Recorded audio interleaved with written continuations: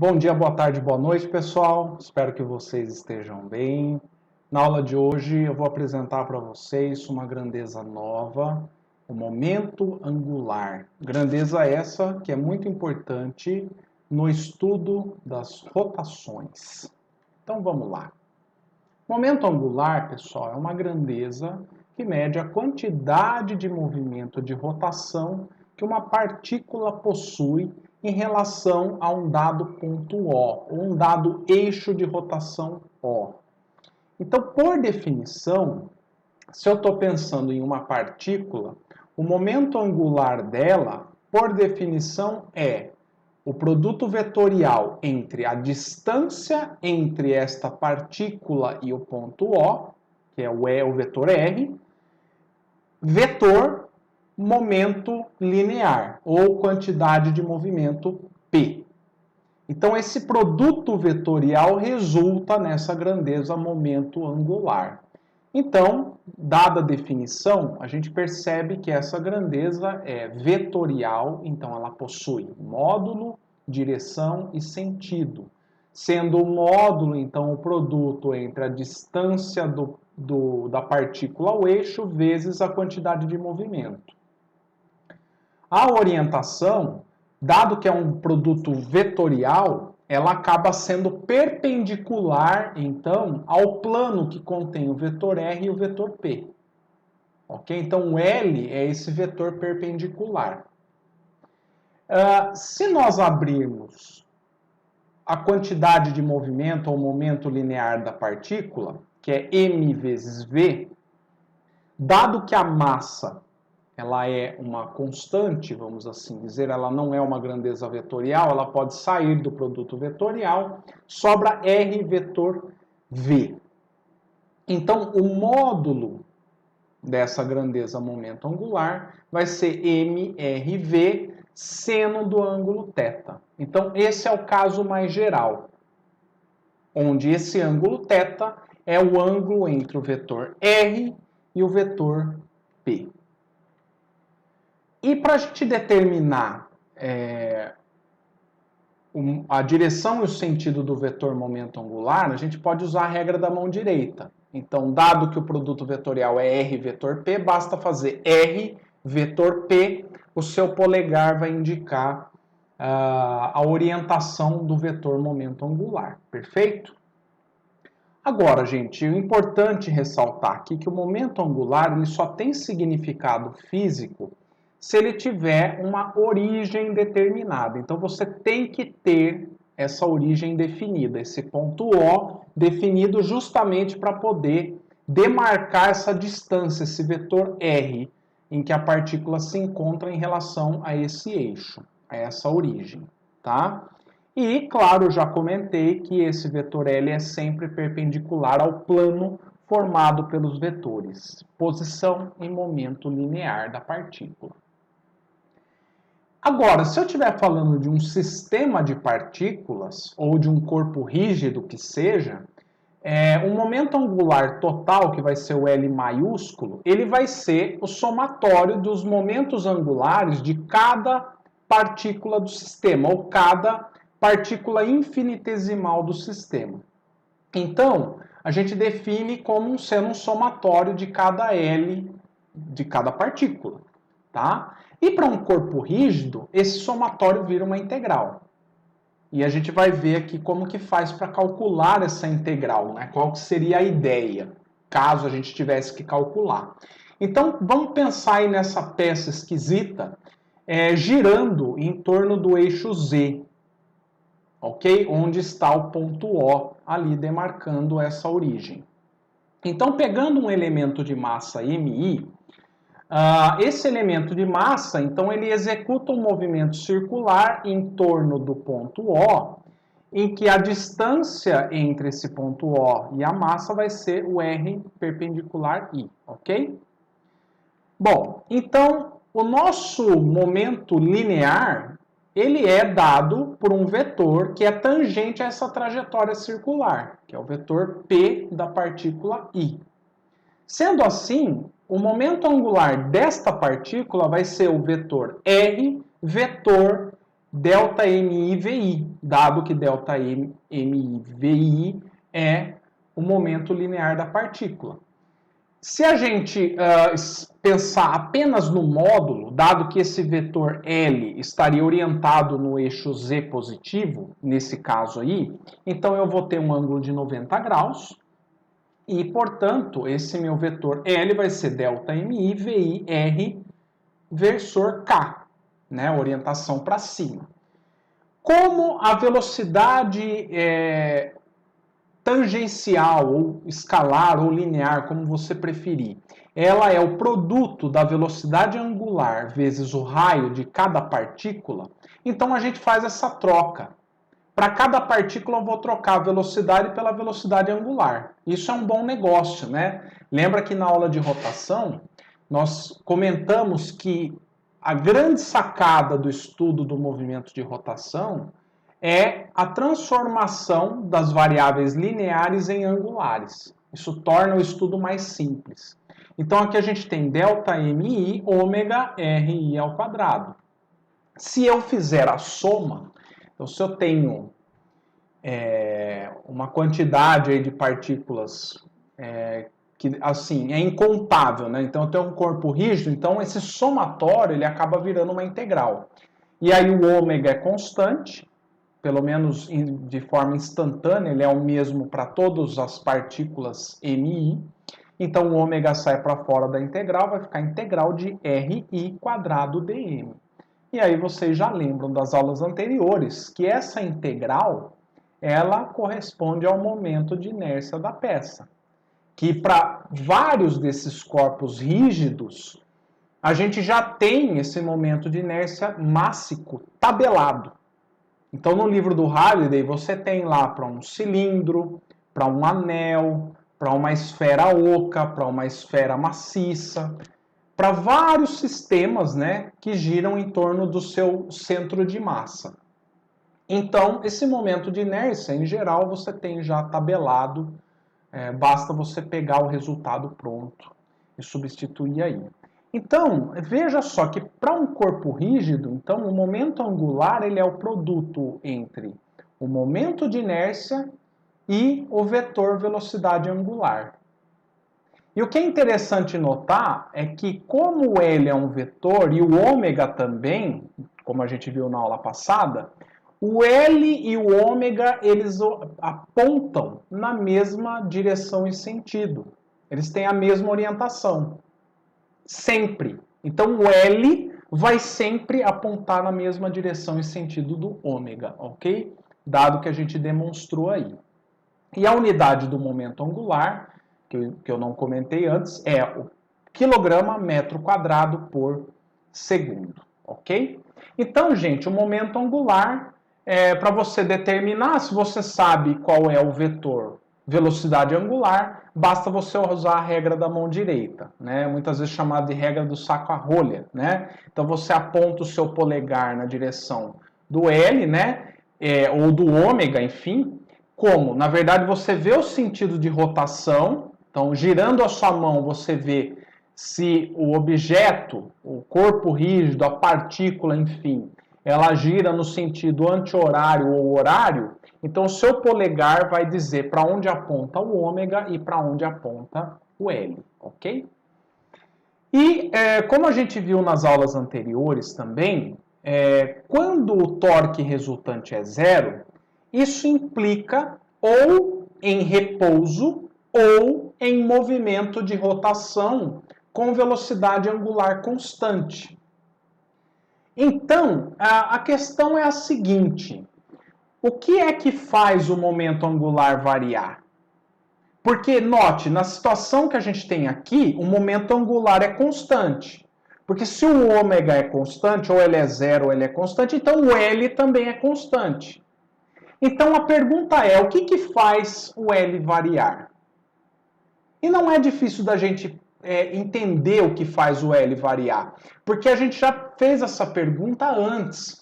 O que é que faz a quantidade de movimento variar? Se você lembrar lá de Introdução à Física, ou Física 1, você vai ver que o que faz o momento linear variar, ou a quantidade de movimento, é a força resultante. Então, o que você espera que faça o momento angular variar? É o torque resultante, né? Mas vamos ver isso daí. Então, se eu tomar a derivada dos dois lados com relação ao tempo, olha o que acontece. Vai aparecer dl dt, né? Então, para uma partícula, para simplificar, m ddt de r vetor v. Ok? Então, aplicando a derivada em cada um dos termos, eu vou ter que fazer aqui a regra da cadeia. Né? Então, eu vou ter dr dt vetor v mais r vetor dv dt. E aí veja o seguinte, né? Por que DRDT está anotado aí? Porque é o seguinte, se a partícula está rodando, o meu vetor R, uma hora ele tem essa orientação, um certo intervalinho de tempo dt infinitesimal faz com que o meu vetor R aponte numa outra orientação. Então ele variou. E essa variação aqui, ó, ela é dada pelo vetor V. Ok? É isso que é o drdt. Então, nada mais é do que o vetor v.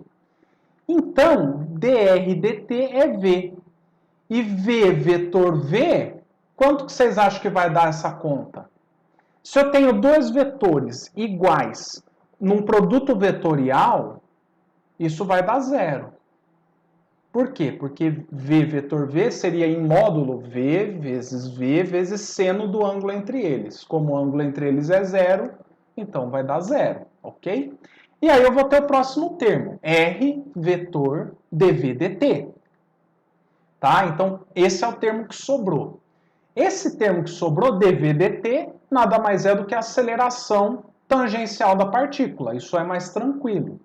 Então, o que sobrou? Né? Se eu jogar a massa dentro ali do produto vetorial, vai aparecer R vetor M vezes A. M vezes A nada mais é do que a força resultante.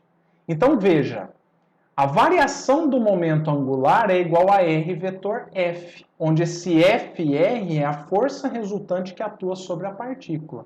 E como nós vimos nas aulas anteriores, R vetor F nada mais é do que o torque. Então, é o torque resultante que atua sobre a partícula. Então, para um sistema Então, assim, para uma partícula, o torque resultante implica em variação na quantidade de movimento angular, ou variação do momento angular. Então, torque resultante dl dt. Se eu estiver pensando num corpo rígido, a mesma coisa vale.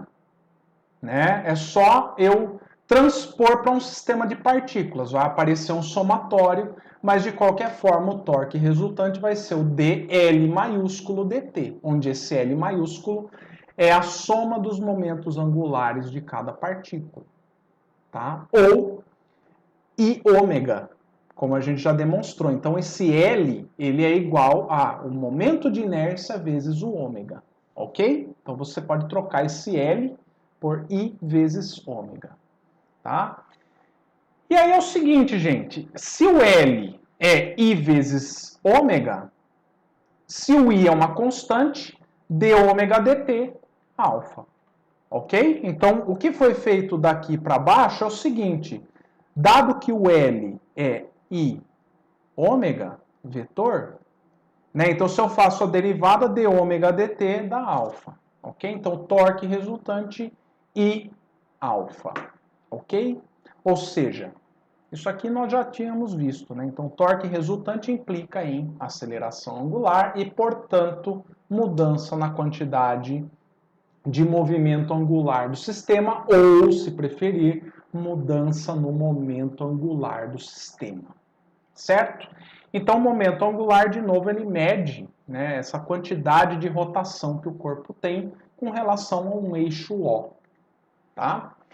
E aí, da mesma forma que nós vimos que existe um princípio de conservação da quantidade de movimento ou do momento linear, vai existir também uma conservação do momento angular. E essas conservações, eu acho que vocês já perceberam que elas estão em constante busca na física. Os físicos sempre procuram por leis de conservação, porque isso facilita demais a resolução de problemas. Então aqui, em um dado sistema, levando em conta um sistema que é isolado, ou seja, um sistema em que o torque resultante externo é nulo, olha o que acontece. dL dt é zero, se o torque resultante é zero. Então, isso implica que o momento angular do teu sistema, ele tem que permanecer constante, tá? Ou em outros termos, né, a gente pode dizer que o L, ou o momento angular do sistema num dado instante de tempo, ou no início, é igual ao momento angular no final, ou num outro instante de tempo qualquer. Tá? Isso na ausência de torque resultante externo, ok? Então, essa é mais um princípio de conservação importante dentro da física. E aqui tem uma demonstração que seria legal demonstrar para vocês na prática, mas como a gente está no ensino EAD, então nada como um GIF para me salvar nessas horas. Então, o que a gente tem aqui é esse professor da Universidade de Ohio, demonstrando esse princípio de conservação. Então, uma vez que ele já impõe o seu movimento de rotação, o que ele está fazendo aí é, quando ele fecha os braços, ele está mudando o seu momento de inércia. E quando ele muda o momento de inércia, isso implica em mudança na velocidade angular. Tá? Então, dado que o I ômega tem que ser uma constante, então, se ele traz mais perto do corpo dele o martelo, então este I aqui diminui. Portanto, né, então como esse I F é menor, tá? Então o ômega tem que aumentar, por isso que a rotação dele aumenta, ó. Certo, pessoal? Então isso é bem visível aí. Então aqui em outro esquema, né, nesse desenho, mostra claramente isso. Então, ele com o braço aberto, ele tem um momento de inércia grande. Quando ele traz a massa para perto do corpo, reduz o momento de inércia. Então, ele tem que compensar aumentando o ômega. Né? E esse princípio, gente, ele é usado em diferentes esportes. Então, por exemplo, uma bailarina girando, ou, por exemplo, naqueles saltos em piscina, né? Aquela modalidade olímpica em que o nadador ele dá aquele salto para cair na piscina. Então, ele, de acordo com, conforme ele encolhe o corpo, ele aumenta a taxa de rotação dele. Então, ele, no fundo, para manter o momento angular constante, ele mexe no momento de inércia e muda a velocidade angular. Então, esse fator, né, essa conservação, ela é muito usada na prática dentro dos esportes. Tá? Vamos pegar aqui um exemplo. Né? Imagina que o momento de inércia inicial é de 6 kg vezes metro quadrado. E aí o I final é 1,5 kg metro quadrado. Sabendo que a velocidade angular inicial é 8 radianos por segundo, qual é a velocidade angular final do sistema? Bom, dado que o I inicial vezes ômega inicial é igual ao I final vezes ômega final, então o ômega final nada mais é do que o I inicial vezes o ômega inicial dividido pelo I final, certo? Então aqui o nosso I inicial é 6, o I final 1,5 e o nosso ômega é 8. Então veja o que acontece aqui. Como o meu I diminuiu em 4 vezes, a velocidade angular ela vai aumentar em 4 vezes. É isso que está acontecendo aqui, ó. Tá? Então, o resultado final dessa conta vai dar 32 radianos por segundo. E uma vez que você calculou o ômega, se você quiser calcular a frequência de rotação, basta você dividir esse resultado por 2π. Tá? Então dá uma olhada nesse GIF aqui que mostra uma russa que foi recordista em velocidade de rotação, né, em frequência. Ó.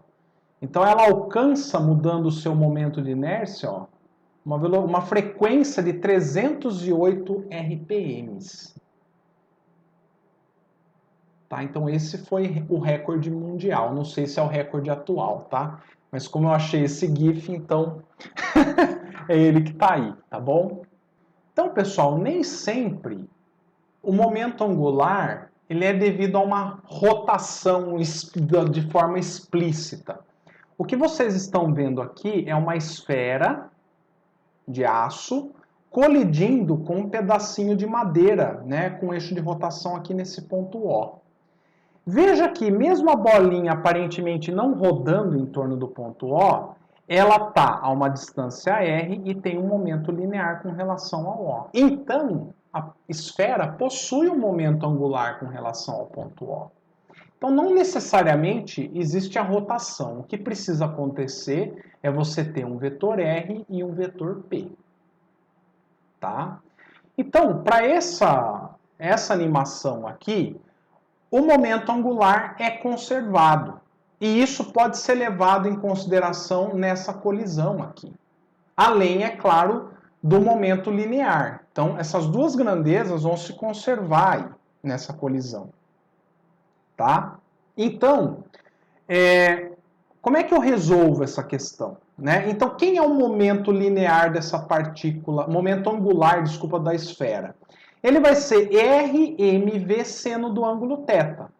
Quem é o ângulo θ, professor? Ora, o ângulo θ, conforme a definição do nosso momento angular, que é R vetor P, é o ângulo entre o R e o P. Ou seja, seria o ângulo θ2, aqui, ó. Certo? E aí, se você olhar para o nosso triângulo aqui, ó, que a gente tem, que fica variando, né? Então, se você olhar aí seno de θ2, ele nada mais é do que y dividido por r. Então, se eu isolar aqui o y vai ser r seno de θ2. Ótimo, então eu vou trocar r seno de θ simplesmente por mvy. Então, nessa colisão, você pode usar a conservação do momento angular para resolver esse sistema. É só falar para mim, tá, professor, mas quem é o momento angular depois da colisão?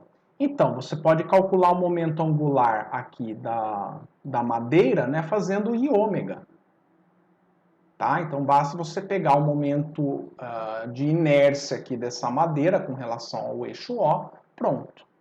E aí você consegue quantificar, né, o momento angular antes e depois, dizer que eles têm que ser iguais.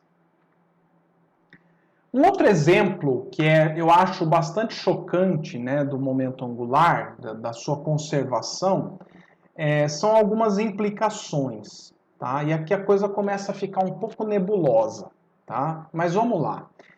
Vamos pegar o caso da roda de bicicleta e o banco móvel. Então eu peguei um vídeo no YouTube, tá aí o link para vocês à disposição para assistir o vídeo completo depois, tá? E aqui eu peguei um trechinho do vídeo. Então olha o que acontece aqui, ó. Olha que interessante, o rapaz está com a roda girando, ele está parado. Quando ele inverte a roda, agora ele passa a ter rotação. Aí você fala, meu Deus, o que aconteceu aí? O que aconteceu foi justamente a conservação do momento angular. Como é que a gente entende toda essa questão? Inicialmente, como a roda está girando nesse sentido aqui, ó, o momento angular é positivo. Tá? Ele é positivo. Então, o momento angular total, ele tem que ficar em L positivo.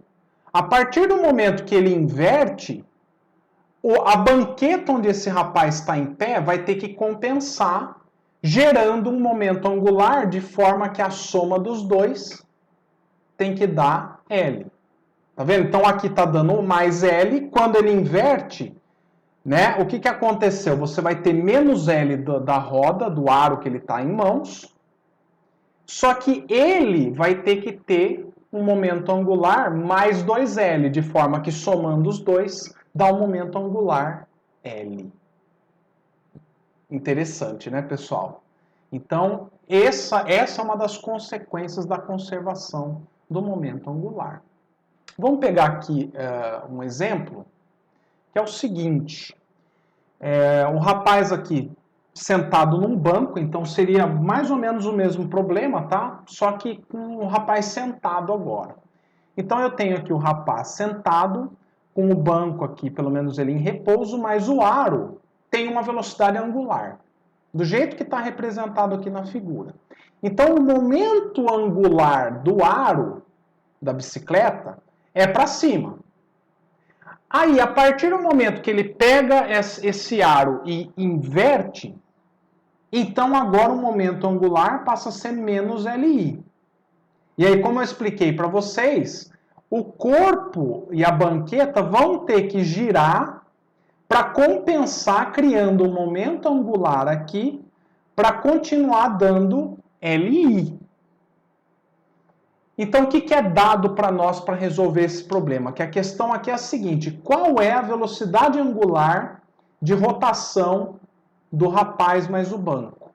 Tá? Então, é dado para nós o I da bicicleta, que é o momento de inércia, o I total, que é o do rapaz mais o banco, tá? Mais a roda, né? Então, tudo junto aqui. E a velocidade angular do inicial, né, que é do aro aqui. Então vamos lá. Pensando em termos de vetores, o L inicial é LI. O L final vai ser o L do rapaz, da banqueta, mais menos LI, porque você inverteu aqui o aro. Então agora o momento angular, que antes era assim, agora ficou para baixo. Porém, esta soma aqui ainda tem que dar o LI. Tudo bem? Então, como é que a gente resolve esse problema aqui? Equacionando a conservação do momento angular, eu vou ter que o L inicial tem que ser igual ao L final menos o LI. Ok? De forma que aqui, ó, você pode até colocar o vetor, não tem problema. Tá? E o que vai acontecer é que o nosso L final ele vai ter que ser igual a 2LI vetor. Tá? O nosso momento angular inicial, né, o final, ele é o I total vezes o ômega final, né, da pessoa aqui do banco, igual a 2 I só do aro da bicicleta, porque é só ela que está girando inicialmente, vezes ômega I. Tá? E na verdade, gente, isso aqui, ó, é a frequência. Tá? Isso aqui é a frequência. Então, na verdade, aqui tem um fator 2π. Ok? Então, o nosso I total, substituindo. Então, substituindo vai dar 6,8 vezes ômega final, que é o que eu quero, 2 vezes I da bicicleta, ômega I, que é, na verdade, frequência, né? Isso aqui seria F, tá? 2πf, né? Então 3,9 vezes 2π, tá? Então o nosso ômega F vai ser o resultado dessa conta, que é, gente, 2,75 π radiano por segundo. Se eu quiser saber a frequência final em rotação por segundo, basta dividir por 2π. E aí a gente vai chegar no resultado de 1,38 rotações por segundo. Ok? Note que eu tirei aqui o vetor, porque, na verdade, né, se eu quiser o vetor aqui, Basta eu vir aqui, o ômega final em termos de vetores, vai ser então 2,75 π versor K radiano por segundo. Ok? Dado que aqui é o nosso eixo Z. Bom, uma animação que é interessante da gente ver é a do torque e o do momento angular. Então eu volto para essa animação da aula passada porque ela é muito interessante. Ela mostra para a gente aqui uma partícula em que você, em um determinado momento, tem um torque resultante atuando, tá? E isso implica numa mudança do momento angular. E ora tem o torque resultante oposto. Então aqui você tem o torque em azul e essa linha, esse vetor em verde é justamente o momento angular. Então veja que conforme o ômega diminui, ó, aqui inverte, ele está para baixo. Aqui, ó, sentido anti-horário para cima, horário para baixo, tá? E o que é interessante é, o momento angular, ele sempre persegue o torque. Tá vendo? Então, uma vez que você tem um torque, o momento angular ele vai buscar sempre se orientar igual ao torque resultante. É isso que ele vai procurar fazer. Então, acho que é isso que é interessante desse GIF aí. E isso nos ajuda a entender o princípio de funcionamento do giroscópio. E para mostrar isso para vocês, e os movimentos de precessão, eu vou pegar aqui um trechinho do vídeo do canal Veritasium, tá? Em que você tem aí o Dr. Eric, mostra para nós o que acontece quando a gente tem um aro suspenso por uma corda. Se eu simplesmente pegar esse aro aqui, suspenso por uma extremidade aqui nesse eixo, pela corda aqui, o que vai acontecer se você soltar o aro? A gente já sabe. Se a gente solta, o aro ele vai, ó, por conta da força peso e da distância, você vai ter um torque resultante que vai fazer a roda cair e ficar em equilíbrio na horizontal. Beleza? Então isso acho que faz bastante sentido, né? O problema, ou melhor, o que acontece quando a gente impõe uma rotação para a roda? E se esse aro estiver girando? Aí a coisa muda de figura. Vamos entender o porquê. Então imagina que agora eu ponho essa roda para girar com uma velocidade angular ômega, ok? E como a gente já tinha visto, né? Então se ela tem uma velocidade angular ômega, então usando a regra da mão direita, né? Eu vejo que o meu momento angular é para direita. Tudo bem? Tá, aí nessa situação eu posso pensar que esse aro tem um peso acumulado ali no centro do aro, tá? Então, pensando que o centro de gravidade do sistema está exatamente no centro da roda ali, então eu vou ter a força peso, que tem uma certa distância R ao nosso eixo aqui, ó. Então, o que vai acontecer? Esse torque resultante, ele vai apontar para onde? Então, quando eu faço R vetor peso, o torque que vai aparecer aí, ele é entrando na tela. Tudo bem? Então, o vetor torque seria entrando na tela. Qual é o resultado disso prático? Se a roda está girando, olha o que vai acontecer.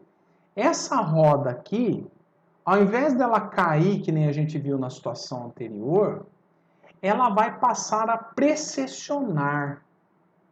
Então, o L vai passar a perseguir o torque. Como eu tenho um torque apontando para dentro da tela, eu vou ter a variação, esse L aqui, perseguindo o torque. Então, o L vai buscar o torque girando, fazendo essa roda girar, entrando na tela, no sentido da tela.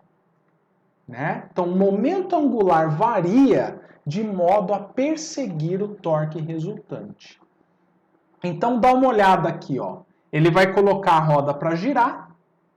Então, ele impõe uma certa rotação para esse sistema. Quando ele solta, essa roda passa a precessionar. Gente, isso é completamente anti-intuitivo, completamente inesperado.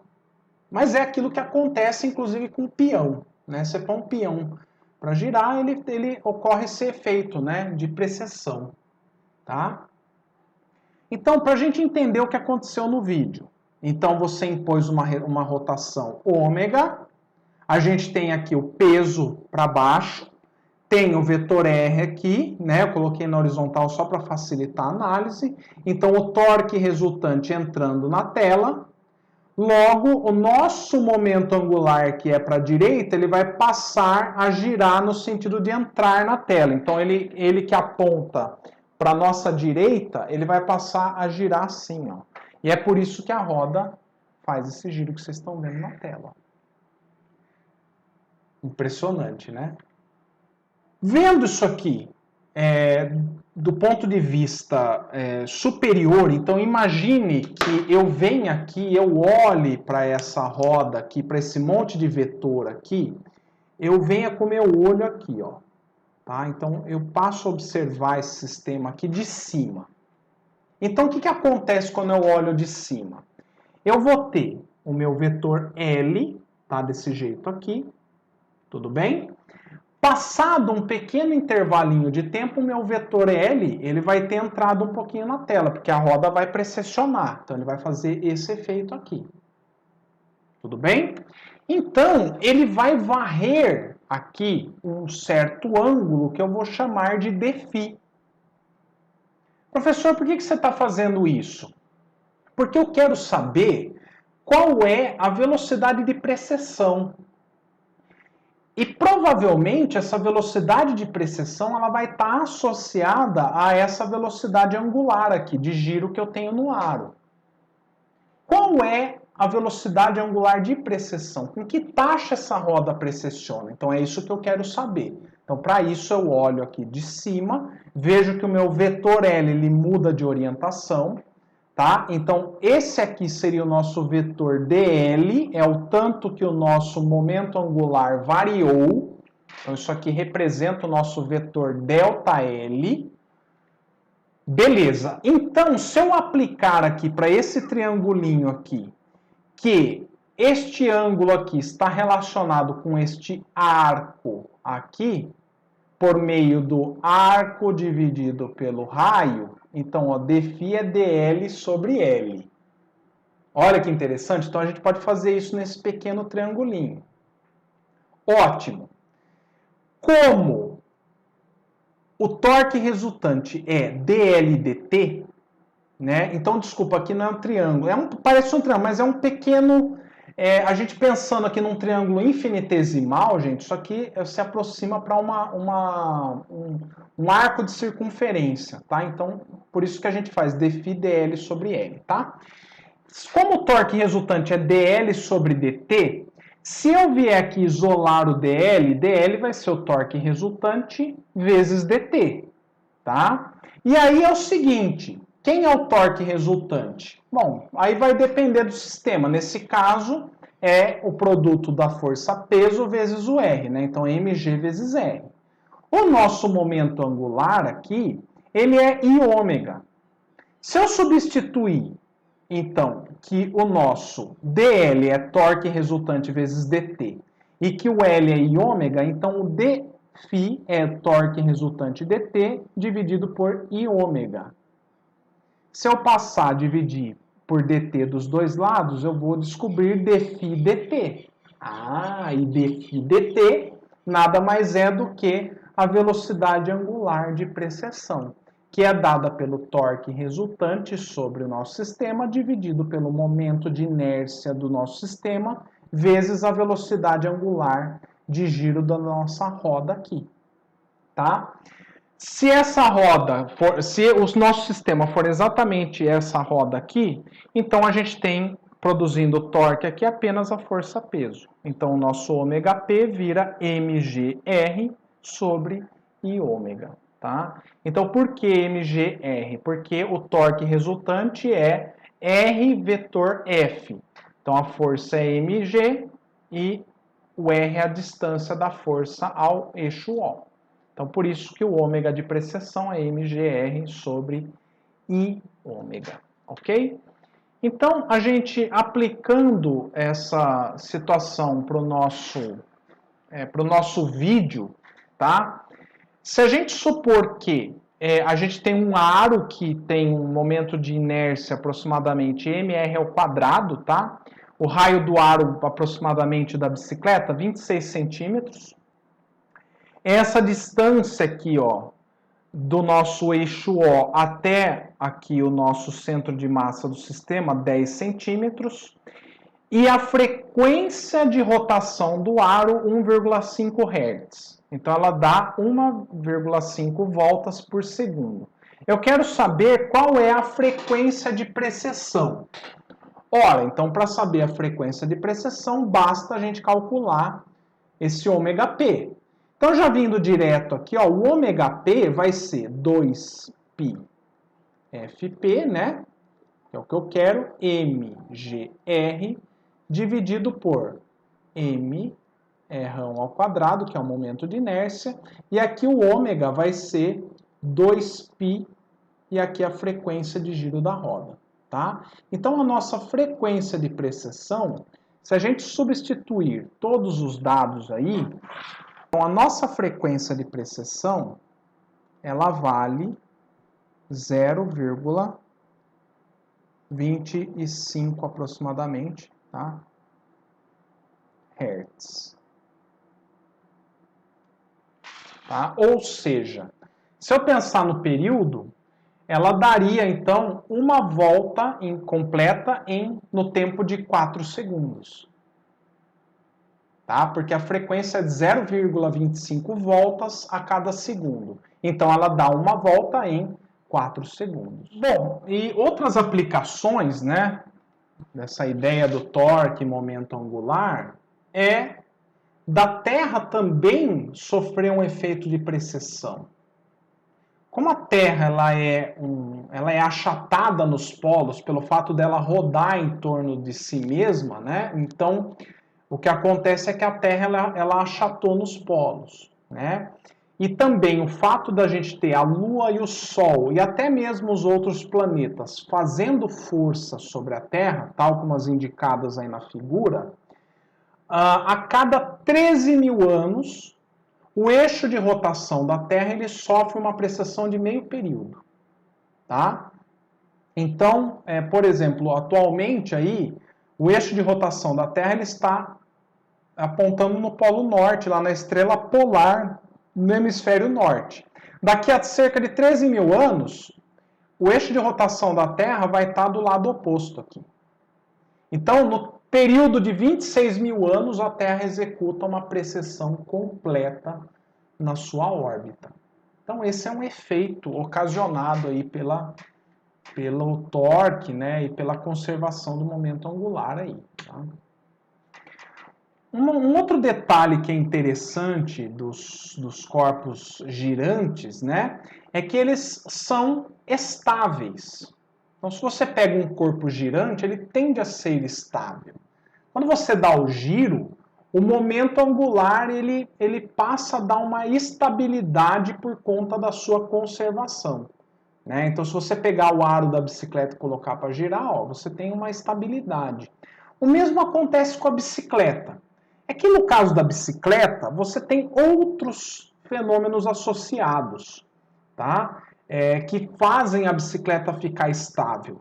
Mas um deles é o fato do giro da roda, né? Então, você ter esse momento angular favorece a estabilidade da bicicleta. Embora na bicicleta não seja o único efeito responsável por mantê-la estável. Tanto é que se você pegar uma bicicleta e lançar ela, você vai ver que ela tende a ficar num movimento por um certo tempo, né? Ela tende a se alinhar, né? Mantendo o movimento aproximadamente estável. Tá? Isso por um certo tempo, até a velocidade ir diminuindo e ela cair. Tá? E esse momento angular, gente, de rotação, né? Que dá essa estabilidade, deu a ideia de se criar um sistema de navegação inercial. Como assim, professor? O fato do momento angular dar essa estabilidade no movimento de rotação, isso deu origem ao sistema de navegação que é conhecido como giroscópio. Tá? Então, esse é o princípio básico para esse sistema de navegação inercial. Eles usam a inércia do movimento de rotação, né? essa ideia do sistema ficar estável, para você ter um instrumento de referência. Então, isso é utilizado no navio, nos aviões, né? Pelo menos os sistemas antigos usavam giroscópios analógicos. Que inclusive tinham motores para manter a estabilidade da rotação, manter a rotação do sistema, né? Para garantir essa estabilidade. Mas você tem hoje até sistemas de giroscópio digitais, que são os utilizados, por exemplo, nos aparelhos de celular. Mas a ideia por trás ela é a mesma, né? Usar esse princípio da estabilidade do momento angular. Tá? Dá uma olhada aí nessa animação que eu peguei da videoaula do Walter Lewin, que eu já indiquei aqui para vocês. Se você pegar esse giroscópio, ele tem 3 eixos de rotação. E o eixo central da roda, ele é alinhado. E uma vez que ele é alinhado, qualquer movimento que você faz com o volante, esse eixo principal, ele não se altera. Né? Então, o torque que você produz no volante faz girar o eixo amarelo, faz girar o outro eixo, porém o eixo central ele é mantido fixo. Então, no sistema de navegação, você tendo um conjunto que nem aí de 3 giroscópios, com eixos e momentos angulares perpendiculares entre si, isso é o suficiente para manter e para garantir, né, um dos eixos mantidos fixos, né? E você poder, inclusive, determinar o movimento de rotação do sistema. Tá? Então, é por meio dessa estabilidade que você garante, então, uma orientação. Então, é por isso que esse sistema é usado como forma de navegação mesmo, né? Em navios, aviões, etc. Tá? E atualmente você tem os sistemas digitais, que também estão em sistemas embarcados, celular e assim por diante. Tá? Então, gente, aqui para a gente finalizar a nossa aula, vamos fazer aí mais 2 exemplos, né? Começando por esse primeiro exemplo aqui, do Tipler, que diz o seguinte: um disco uniforme de 2,5 kg de massa e 6,40 cm de raio está montado no centro de um eixo de 10 cm de comprimento e é posto a girar a 700 revoluções por minuto. O eixo, então, é colocado em posição horizontal com uma das extremidades apoiadas em um pivô. A outra extremidade recebe uma velocidade horizontal, de modo que a precessão é suave, sem nutação. Item A. Qual é a velocidade angular de precessão? Item B. Qual é a rapidez do centro de massa durante a precessão? Item C. Qual é a aceleração, magnitude e orientação do centro de massa? E item D. Quais são as componentes vertical e horizontal da força exercida pelo pivô sobre o eixo? Então, primeira coisa aqui é a gente anotar os dados do texto. Sem dúvida nenhuma, esse é o primeiro passo.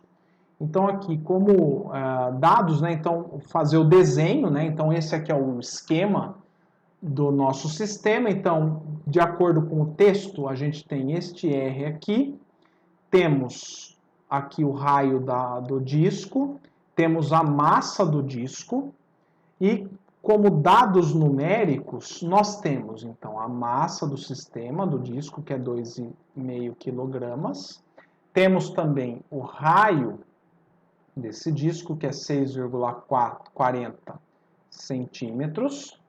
Temos o tamanho do eixo, que é 10 centímetros, então se o eixo tem 10 centímetros como total, logo o raio é de 5 centímetros. Raio seria a distância desse eixo O até o centro do disco. E a frequência de rotação do disco é de 700 revoluções por minuto.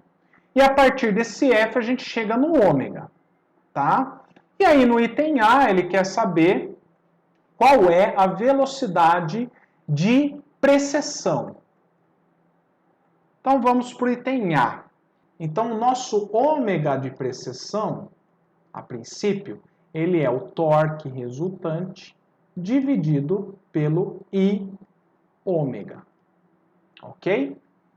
E aí, dado que o que produz torque aqui é justamente o peso desse aro aqui, então, no lugar desse torque resultante, já vai aparecer aqui mg R', certo? Onde R' na figura anterior já tinha colocado que é esse tamanho aqui.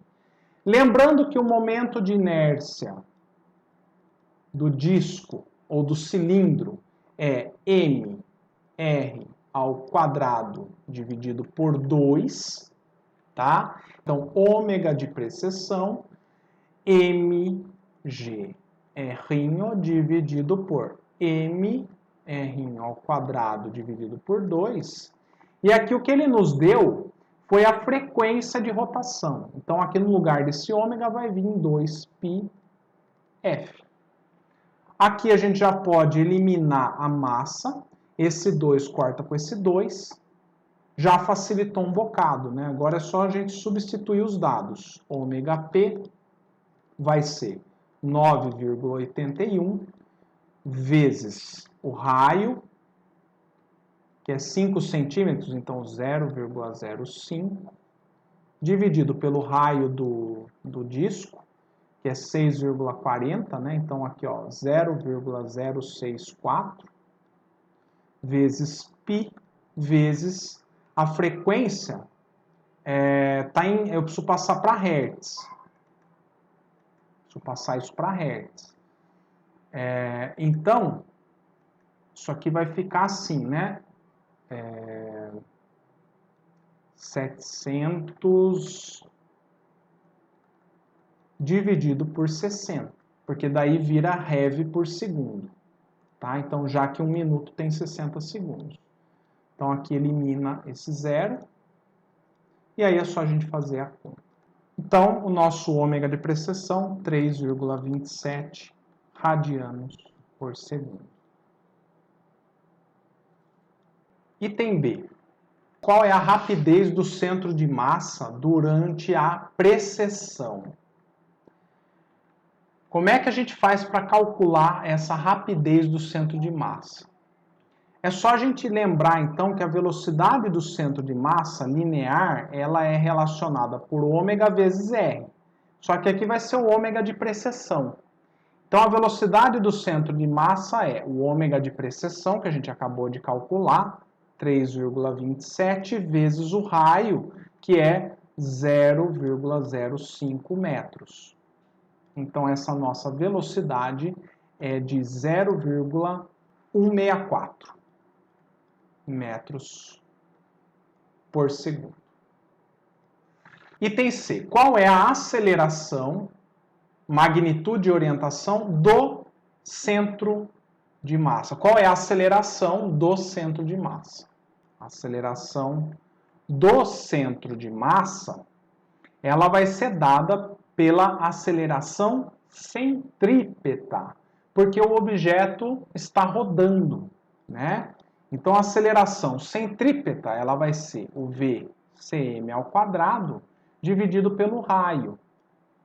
Então, aqui essa nossa aceleração centrípeta é 0,164 ao quadrado dividido pelo raio. Então, se a gente fizer essa continha, 0,538 metros por segundo ao quadrado.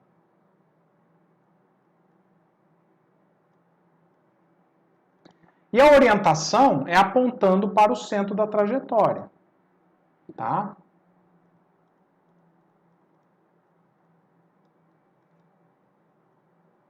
O eixo O, tá?